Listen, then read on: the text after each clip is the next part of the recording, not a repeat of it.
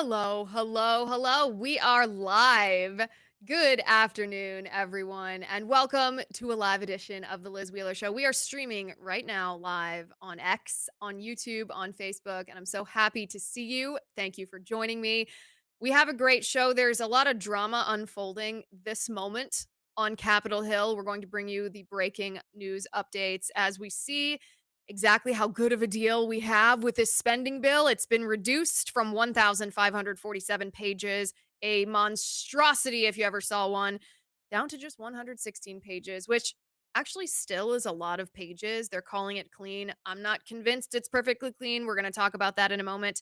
We have Mike Benz on the show with us today because we should take a moment and we should celebrate the fact that, according to my searches, this 116-page document just came out a little while ago.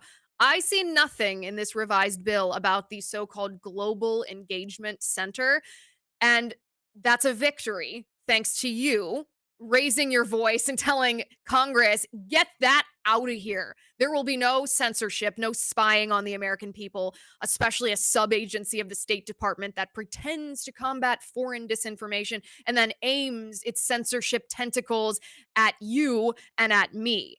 But my outstanding question about the Global Engagement Center and the fact that it was in this bill, even after it had been exposed, my question, and this is what we're going to ask Mike Benz in just a moment when he joins us, is why would Speaker Mike Johnson allow that provision in the first draft of the bill?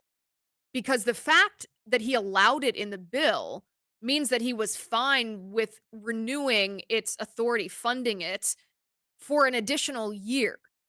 Why would he be okay with that? Who in Washington, D.C., in the Republican Party specifically, we know the Democrats hate us and want to target us and want to censor us.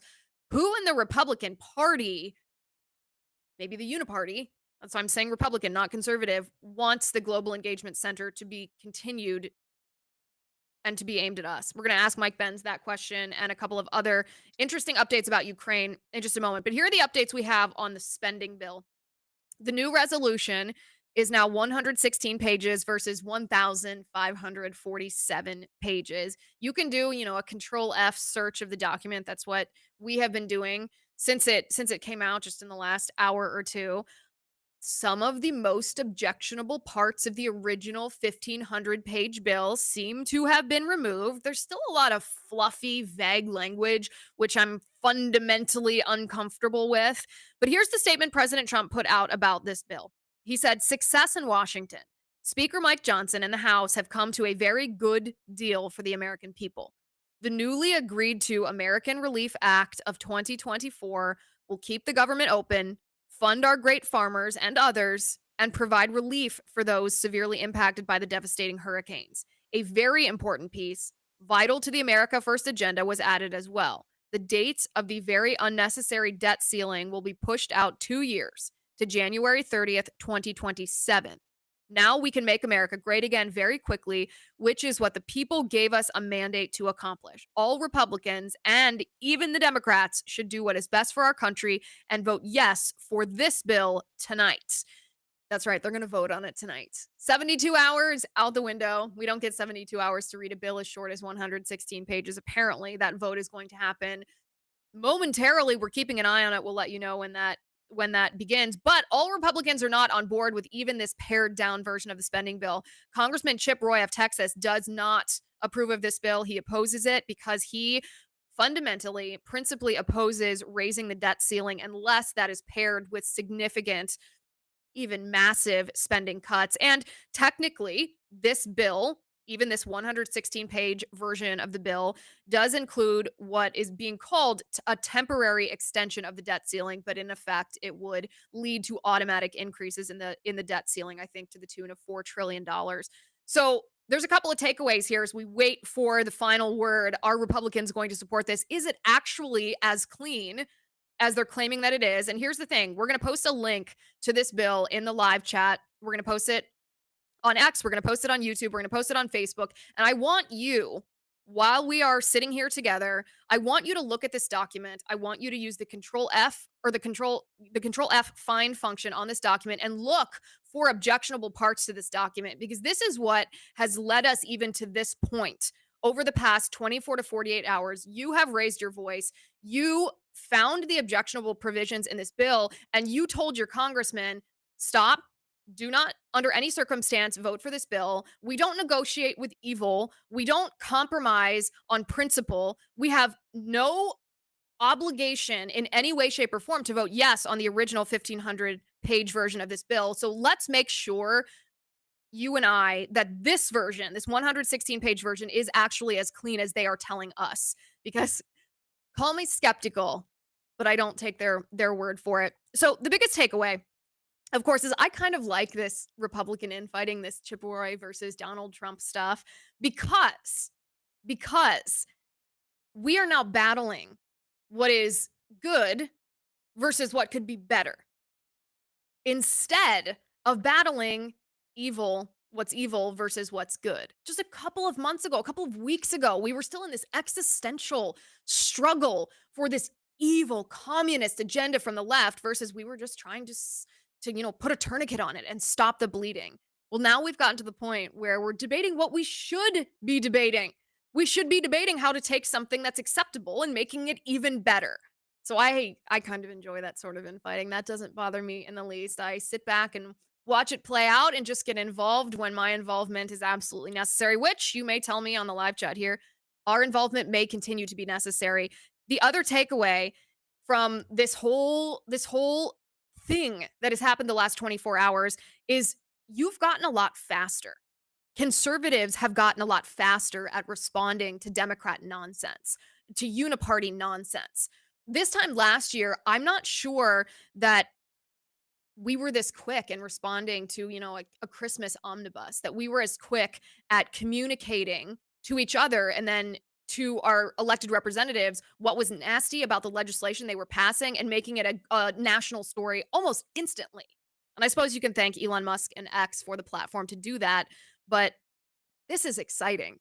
This is fun. This is going to be a wild and woolly adventure in the Trump administration. And as I said, we'll keep you updated as new updates come in. But right now, in just a second, I want to bring in Mike Benz to talk about this sinister global engagement center, which still exists. We're going to bring him in 2 seconds. But first, I want to talk to you about crowd health.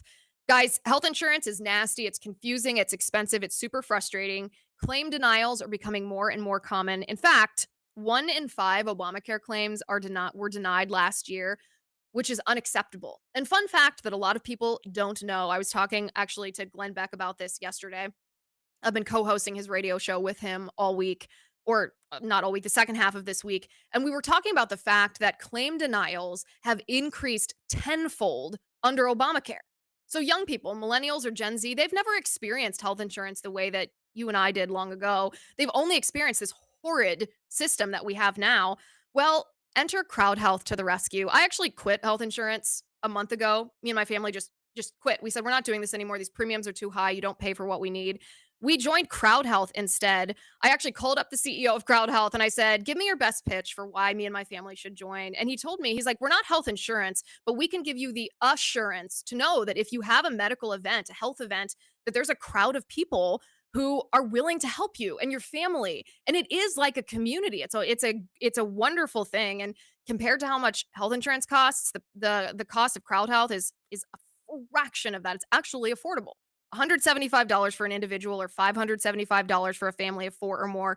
You'll get access to a community of people who are willing to help you in the event of an emergency. So let Crowd Health help with your healthcare needs. Get started today for just $99 per month for your first 3 months. Go to joincrowdhealth.com. Use my promo code Liz.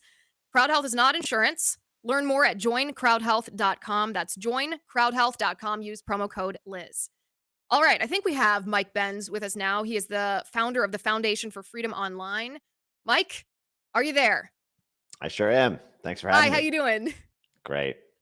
All right, let's talk about the Global Engagement Center. I see no trace of this in the 116-page bill. You can tell me if you found it under some other nasty camouflaging euphemism or if it's gone from the bill.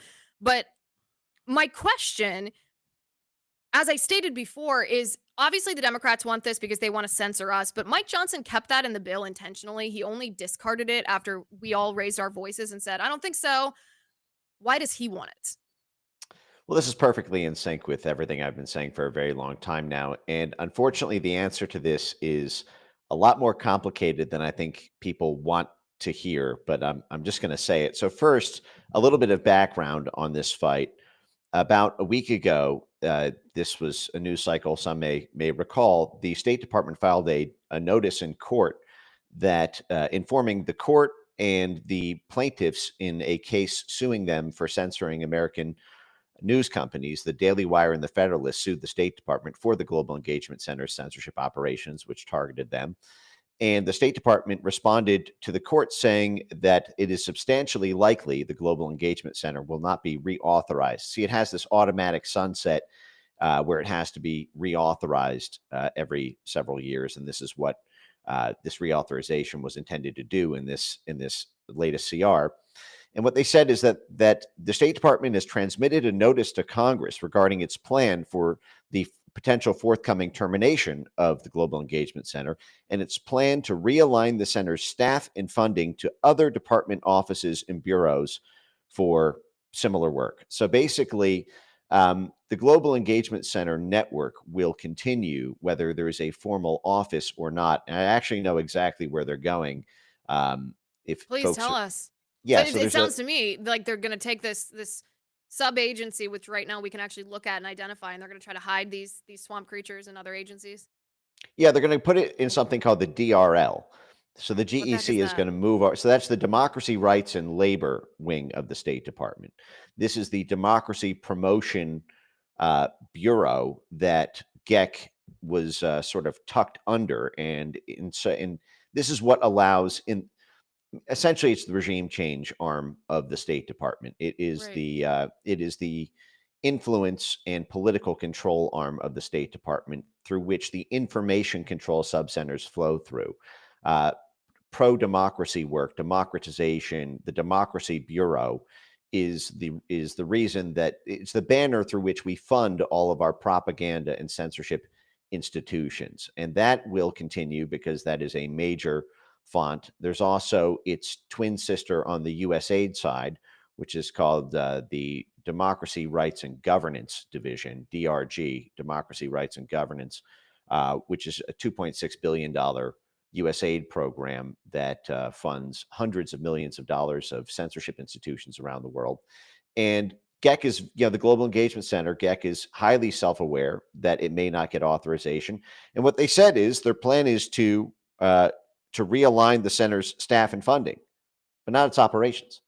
And I want to now sort of turn to the question of why Mike Johnson, after all the pressure, after so many years, I've done countless exposés on it. Vivek, Elon Musk, Matt Taibbi, Michael Schellenberger, Gabe Kaminsky. I mean, I think there's been 4 or 5 different congressional hearings on it, multiple lawsuits, and it's not that big a center. It's simply the nerve center of an octopus. So, with all of that, why did Mike Johnson put it in?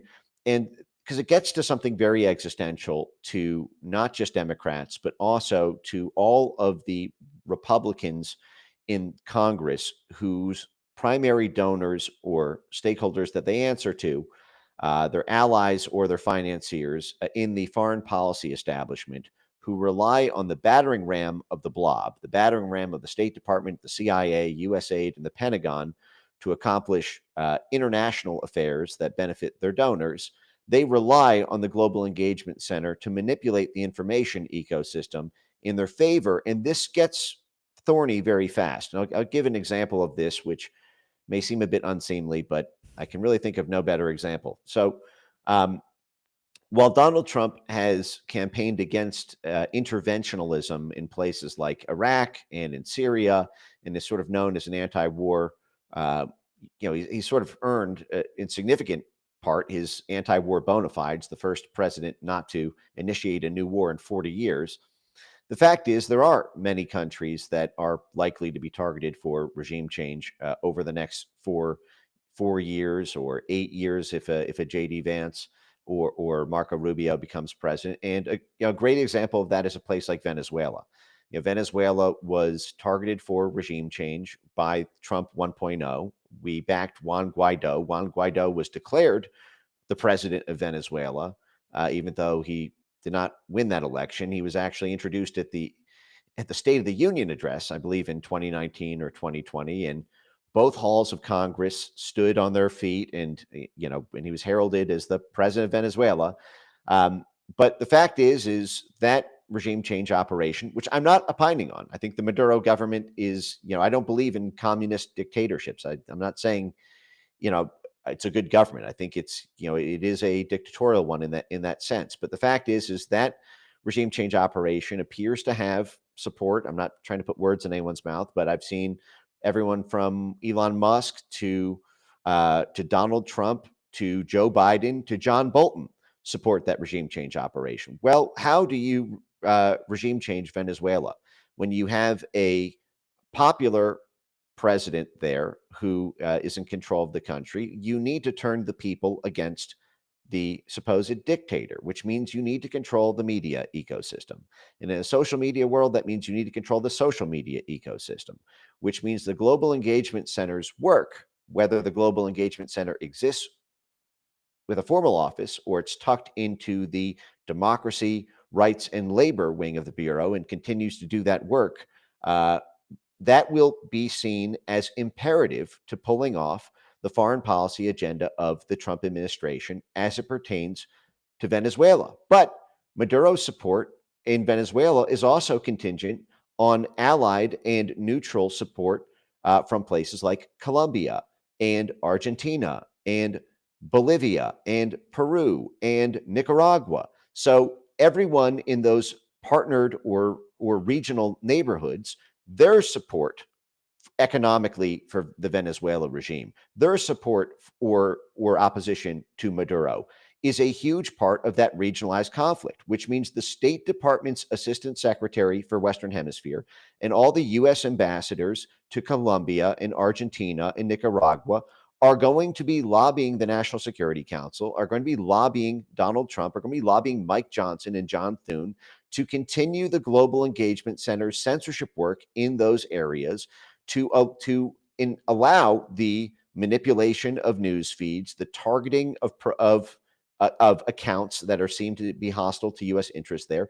And Donald Trump is a guy who likes to win. And these we have not yet been successful in Venezuela. Uh, the fact is it will be hard to win without being able to exercise additional control over the media ecosystem. And so Trump is going to be presented with two trays of options. You can take an operation that we're already not succeeding in and make it worse because now all of this pro-Maduro content will be allowed to proliferate without the State Department zapping it out of existence. Or you can upscale those efforts and we'll try to just narrowly target it so that we don't catch Americans in there. And now they've got the license to censor. And now then the question becomes, well, who's monitoring to make sure that they're not targeting Americans? And that's when it becomes a scalpel game. But this is going to be playing out everywhere. This is going to be playing out in Central and Eastern Europe with the Ukraine situation. Trump wants to win in Ukraine and Russia. He wants favorable terms there. There's a huge NATO conflict in Romania right now. The Global Engagement Center is all over that. There's a huge conflict in Africa, in everywhere from Congo to Tanzania to Somalia, Eritrea. There's a huge conflict right now in Pakistan. There's every single regional desk is going to be lobbying to keep its powers. And there's going to be a difficult decision that's going to be made about whether you want to win or whether you want to win in a way that is fair and respectful of the First Amendment. And we'll see now how the Trump administration responds to that pressure. Ooh, that is a spicy take. That's very interesting because it is almost nuanced. Because I can understand wanting to be able to have an arsenal for information warfare abroad, but is there any way to have that while being confident that it's not being harnessed against the American people? I feel like I'm more on the no side of that question because we know that it has already been harnessed. And if someone has the power to abuse and they're a government official, it's not usually a matter of will they, it's a matter of when they will. Well, we're about to enter a really interesting moment in this crossroads development around free speech and censorship issues, which is that the simple maintenance of this office is a degradation of U.S. credibility when it comes to free speech diplomacy. The fact is every year we spend millions to billions of dollars of taxpayer money lobbying foreign countries to maintain a free press, to maintain standards for free speech. We actually have, as part of our State Department 7-point bullet point checklist about whether to regard a foreign election as being valid in the State Department's eyes, as whether or not there was a free and independent media ecosystem in the country that allowed the political process to play out fairly. If they crack down on the press, we say they're not a legitimate president, and we put sanctions on them. We put sanctions on Iran for having the temerity of their government to censor their people. This is obviously funny in light of 26 different government agencies in the Biden administration who did the same thing. We put sanctions on North Korea for censoring journalists. And here we have a formal U.S. government agency that instructs through the U.S. government instructs the censorship of private citizens, of private social media accounts, and even puts pressure on foreign governments to do the same in their own country. And so it's led to a very schizophrenic ideological projection of American values. What used to be the clean promotion of free speech because it served American interest to open up societies has now become a much more complicated topography, as we now either promote free speech if we oppose a foreign government, and we promote censorship if we want to maintain if we like that government and want to protect it against political insurgent groups. What's interesting here is the Biden administration used these powers to systematically target either pro-Trump or largely right-wing populist governments around the world. This was something that we had the power to do, not through social media, but by put bribes and extortion of members of the press during the 20th century in order to topple and control the information ecosystem in governments and nations of left-wing communist countries. And this was something that put the new left in the 1960s through the 1980s against what was perceived as a Republican right-wing CIA that was constantly toppling socialist governments and projecting propaganda and coercing local and state media institutions to censor news stories that might favor left-wing socialism. The Biden administration took that capacity and went after right-wing populist countries and governments. It will be interesting if the Trump administration indeed succumbs to the lobbying effort to maintain GEC's operational activities, even without a formal office, if they begin to target governments that are favored by the DNC or favored by the by left-wing activists. If the same people who were calling for GEC to survive because it was useful to censor right-wing populist governments, if those capacities are now used to target governments or movements that they like, if they are going to suddenly become free speech activists, will be a funny side plot here to follow. One of those remarkable political transformations. Wouldn't it be funny, actually, if the same standard that the Biden administration uses to determine whether a foreign president is legitimate were used to determine whether Biden was legitimate? Was there a free and fair press around the election? Because the answer would be no. That's my next question, actually. So Reuters, and you're the one that I think brought this to light on X, and it went super viral. Reuters was receiving money from the Biden administration in a tangled web that involved them writing hit pieces on Elon Musk because Elon Musk was helping Trump. Untangle this for us because this sounds really nasty. Right. It is a complicated web, and I'm not making a facial allegation there. The story is a layered one. I did several tweets on the topic. One of them really went super viral, but a lot of the supporting details that make it a more measured picture, I think, were lost in some of the media pickup, which is that Reuters has received $1.56 billion in government contracts since 2008, as far as the USA Spending government database goes back. Now, Reuters is one of the two major news wires in the world. Reuters and the Associated Press being its main competitor there. And news wires occupy a special place in the media distribution system, which is that is where state, local, and national news groups often source their stories from. So if it's printed at Reuters, it will go out to local papers in Quebec, the far reaches of news institutions in Madagascar or Paraguay, because they don't have a local paper there, doesn't have boots on the ground on some geopolitical event happening in Pakistan. Whereas Reuters' size, and they've been around for almost, I mean, in some fashion, over 150 years. And so, they have this long relationship with the U.S. national security state. I posted on my X timeline. It's at Mike Benz Cyber. If you type in my handle and Reuters CIA fake news, you'll see documentaries I've posted that were made where Reuters was exposed as being working with the CIA to deliberately print false news stories on behalf of the CIA in order to influence world opinion to justify U.S. military activity in everywhere from Angola to the Western Hemisphere. It is notable that Thomson Reuters, the parent group Reuters is known for, they have a separate wing called Thomson Reuters Special Services, which is a CIA contractor. It provides services directly Of to the course they are. CIA. They've received $145 million in Pentagon contracts. Reuters has through Reuters Special Services. But I do want to note that the Trump administration, they've received $1.56 billion since 2008 across every political party. The Trump administration also paid tens of millions of dollars to Reuters.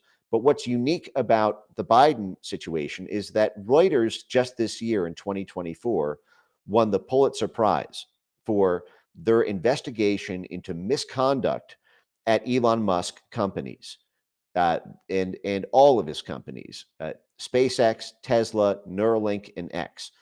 Now, about 18 months ago, Joe Biden, from the White House podium, responding to a reporter question, said that government oversight agencies should, quote, look into Elon Musk's activities, whereupon 11 different U.S. government agencies and regulators under the Joe Biden executive branch government launched investigations or levied fines or attempted to seize assets, or some of these were ridiculous. The Justice Department, for example, sued SpaceX for hiring too many Americans, I not hiring remember enough that. non-Americans. The U.S. Yeah, wasn't that the situation where Elon Musk, they attempted to penalize him for not hiring foreign nationals who he wasn't actually legally allowed to hire because he was dealing with classified information around his Right. rockets? Exactly. So Yeah, I remember that. but the Justice Department has paid over the course of the Biden administration $62 million to Reuters, and Reuters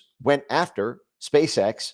And there's a phenomenon here which we saw in a scandal just 2 weeks ago when USAID and the State Department were caught covertly funding an institution called it's basically the Corruption Reporting Project, which is the largest consortium of investigative journalists in the world. They've broken major investigative scandals.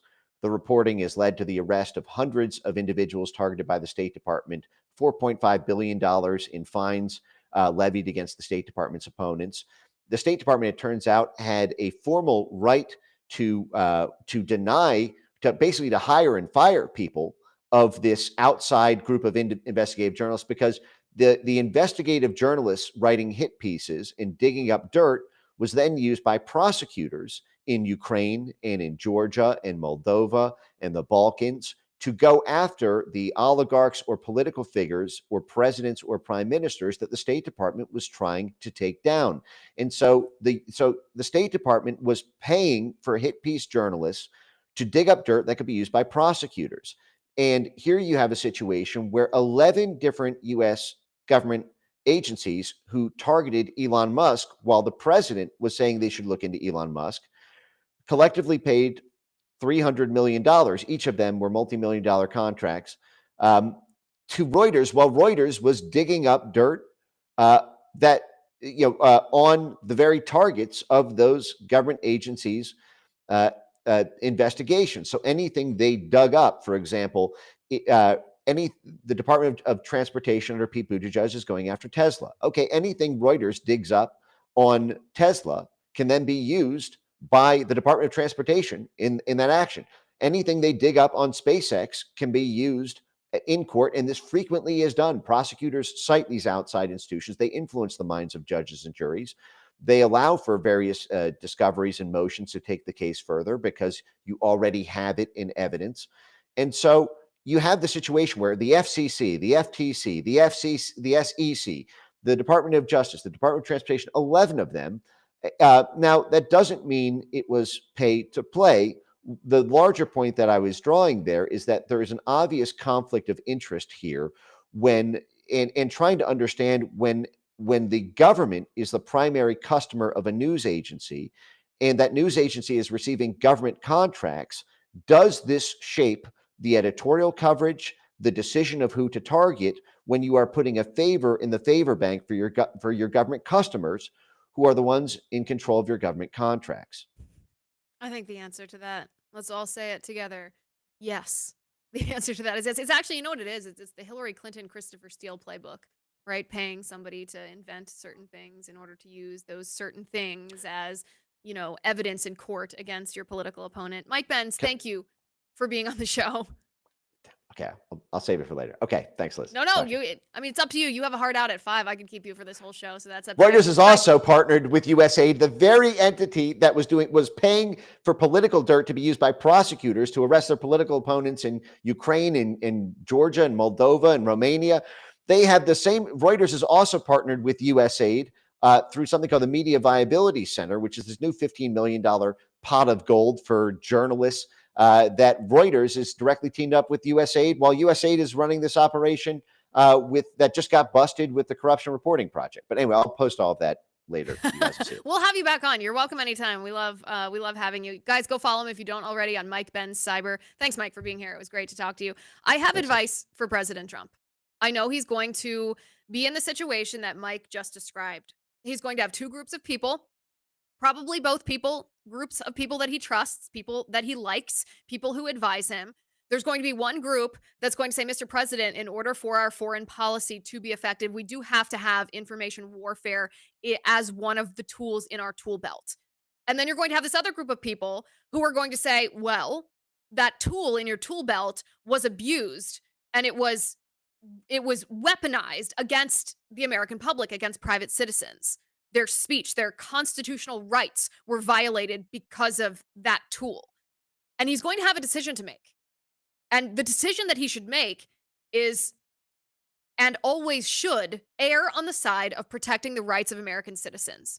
Even if the Global Engagement Center, the nexus of the censorship industrial complex, even if it does not get reauthorized, even if it is not in this continuing resolution, if the people who are doing that work are simply, these swamp creatures are simply disseminated like little germs into different parts of the State Department, into different agencies of the administrative state, they will still continue to target us, you and I. And we should make it very clear to the Trump administration and very clear to our members of Congress that we are not going to accept that.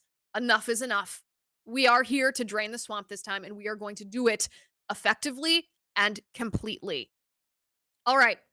There's a video that I watched that I want to share with you because I don't think I have ever felt more represented by what was said in this video. I'm going to show you that in just a second. I think you're going to like it too because you and I are like-minded in this way. But first, I want to talk about First Liberty Institute. First Liberty Institute is the largest legal organization in the nation dedicated exclusively to defending the religious liberty of all Americans. They believe that every American of any faith or of no faith at all has a fundamental right to follow his or her conscience and live according to his or her beliefs. Our nation's founding fathers, right, established this right as our first freedom nearly 2.5 centuries ago, and First Liberty intends to keep it that way. Let me give you an example. There's a place called Dad's Place. It's in my home state of Ohio in a town called Bryan, and it's one of the only places where needy people in Bryan, Ohio can go to get out of the cold at night. Dad's Place is a safe haven for those in need, a refuge from the cold.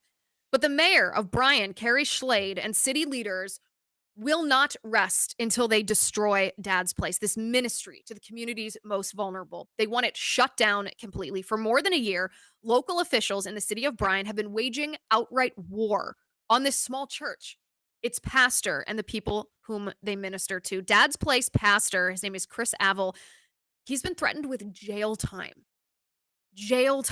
simply because he wants to put his faith into practice and help the needy. So, First Liberty is coming to the rescue. They're turning up the heat on the Bryan city officials to get the city leaders to stop harassing Pastor Chris Avil and Dad's Place. First Liberty also needs your help. Please sign First Liberty's petition and tell the Bryan city leaders to end their harassment of Dad's Place Church, its devoted pastor, Chris Avil, and the needy whom they serve. Together, you and I can fight back. And these city leaders, to stop these city leaders from criminalizing compassion, go to firstliberty.org/Liz. That's firstliberty.org/Liz. Sign the petition, learn how you can help Pastor Chris and Dad's Place fight back against these tyrannical city officials in the city of Bryan, Ohio. That's firstliberty.org/Liz. All right, I watched a video. And when I watched this video, not only was I engrossed from start to finish, which, if we're being honest, rarely happens, but at the end of this video, I thought I have never felt more represented than I feel by what was said in this video. And believe it or not, this was a video from Aaron Rodgers. Yes, the great quarterback, Aaron Rodgers. I'm not even what you would probably consider to be a football fan. I have nothing against it, but I'm not some hardcore, you know, football, especially NFL football. But Aaron Rodgers was talking about COVID vaccines, and I feel strongly about COVID vaccines. This is what he said. Take a listen. Say is this. I know I got to say this multiple times for people because they don't listen, but say whatever the fuck you want about me. I don't care. But just before you do it, whether you state your name, your accolades, pronouns, whatever it is, just state your vax status so that anything you say afterwards gets put in the right light. Yes. Just get it out there. Because then when you say things about me, people can at least be like, oh, you are captured by the multi-billion-dollar propaganda psyop, and you're still upset about it. Okay. This will help things out. Yeah, this is good. This will settle it all down. I appreciate that. And hey, you know what I mean? Just put that in just so everybody knows where you're coming from. Everybody knows, okay, cool. You're twice vax Moderna with 3 booster shots. And then boom, boom, boom. Say what you want to say. Whatever. I don't care. I'm just saying a PSA. Just please help everybody out who's wondering, where is this coming from? Including myself. What the fuck is this coming from?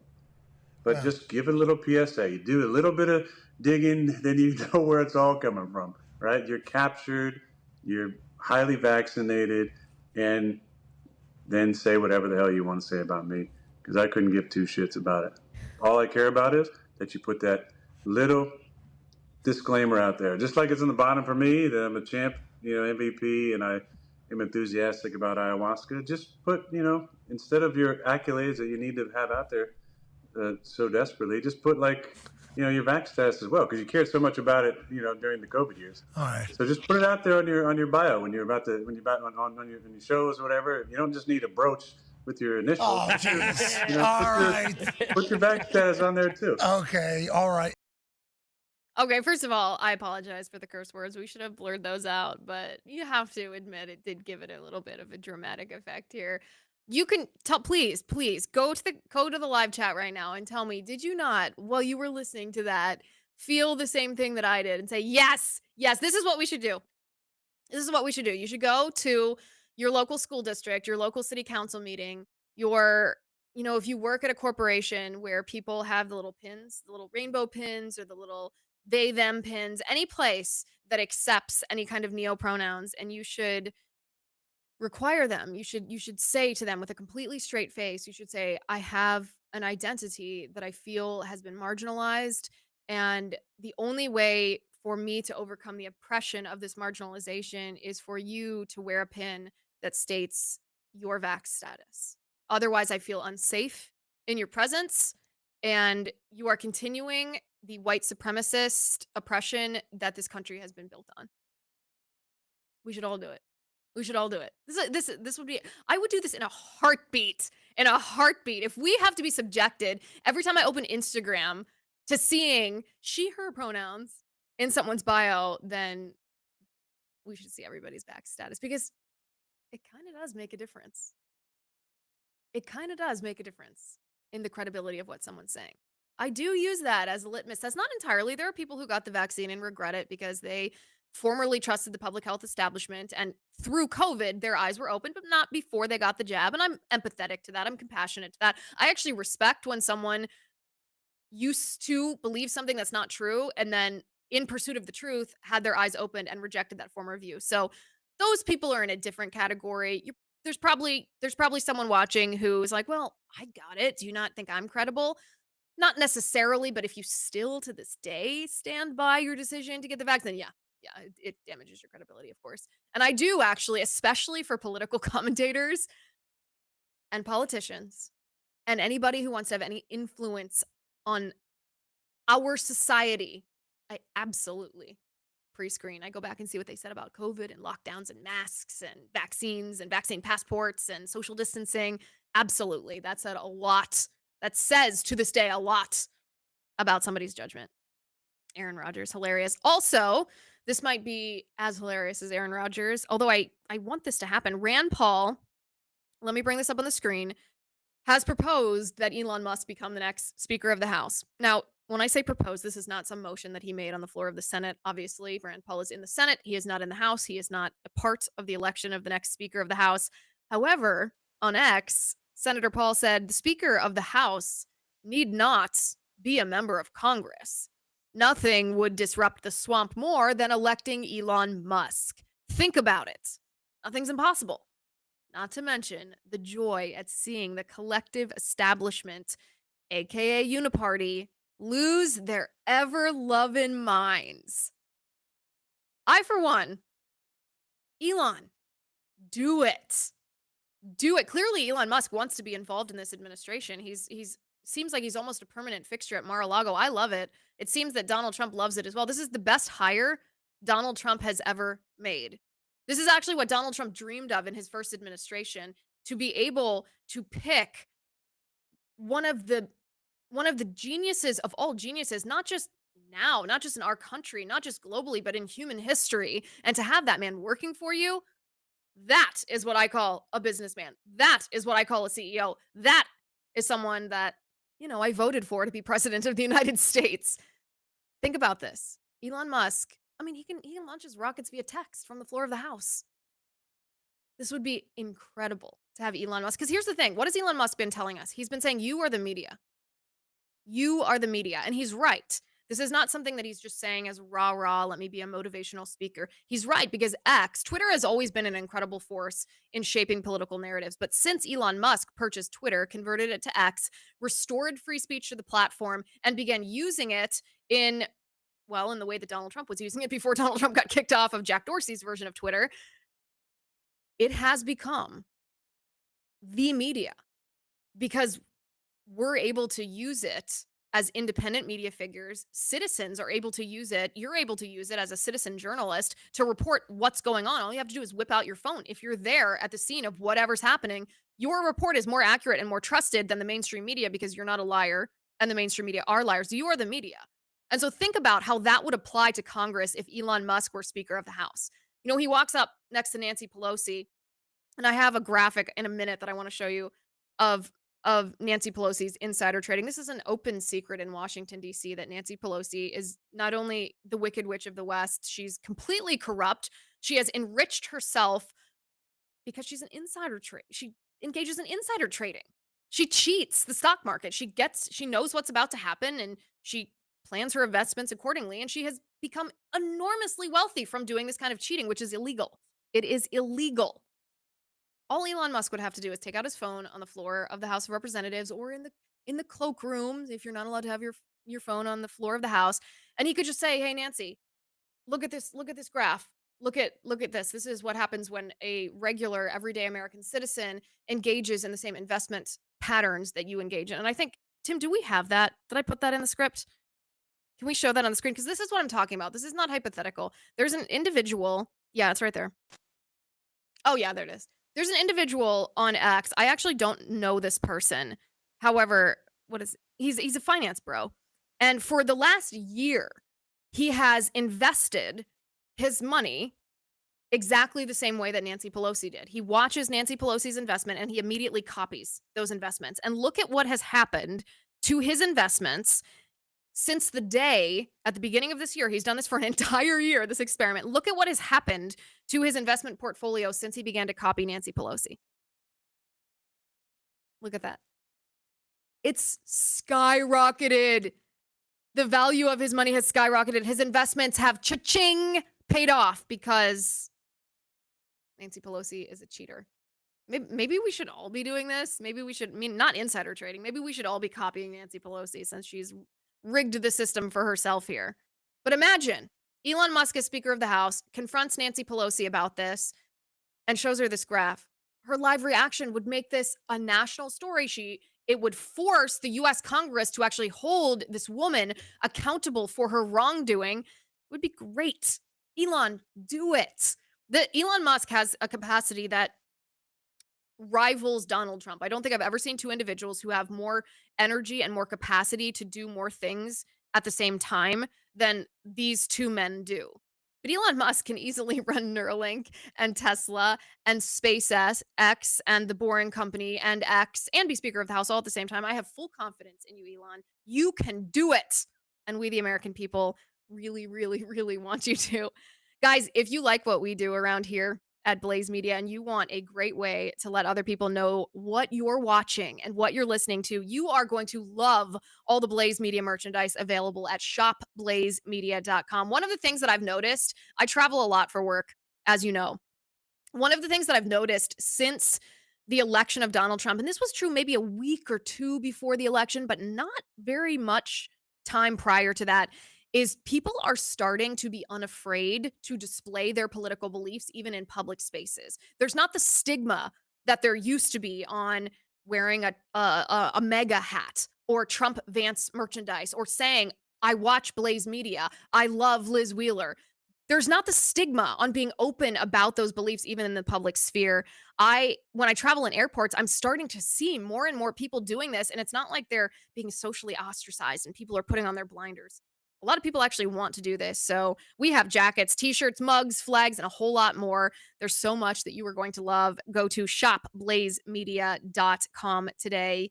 And if you use promo code Blaze10, then you'll get 10% off your entire order. That's shopblazemedia.com, promo code Blaze10 for 10% off.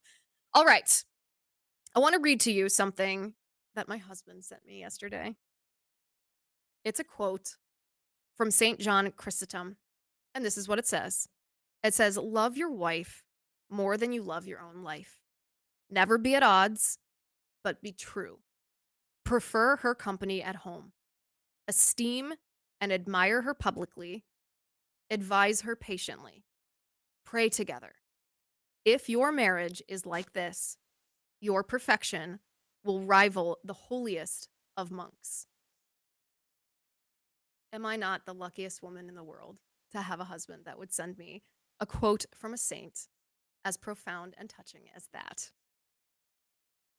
This is the last show before Christmas break. We have one special that we are excited to drop for you next week. It'll drop on December 26th, the day after Christmas. But next week, I and my team, we're taking the week off. We're going to celebrate Christmas, unless, of course, something terrible or huge or significant or influential happens. And then we'll hop right on here. We'll notify you that we're going live and we'll talk about it. But praying that maybe that doesn't happen for once in our country and that we can all just enjoy celebrating the birth of our Savior. I hope you have a Merry Christmas. I hope that you go to church. I hope that you worship God. I hope that you eat good food. I hope you give your family gifts. I hope you receive a lot of love. I hope there's a lot of laughter. I'll miss you over Christmas break, but we'll be back shortly after the new year. We'll let you know. And of course, as you know, I'm sure we'll all be rage tweeting all throughout this Christmas break because can we really step away from politics? I can't. I don't have the self-control to do it. All right. Thank you for watching. Thank you for listening. If you haven't subscribed, make sure you subscribe on YouTube, on Apple Podcasts, on Spotify. Follow me on X. Make sure you sign up for my newsletter, lizwheelernewsletter.com. If you haven't already, it's free. It's great. The one from today, especially, really good. Thank you for watching. Thank you for listening. I'm Liz Wheeler. This is The Liz Wheeler Show.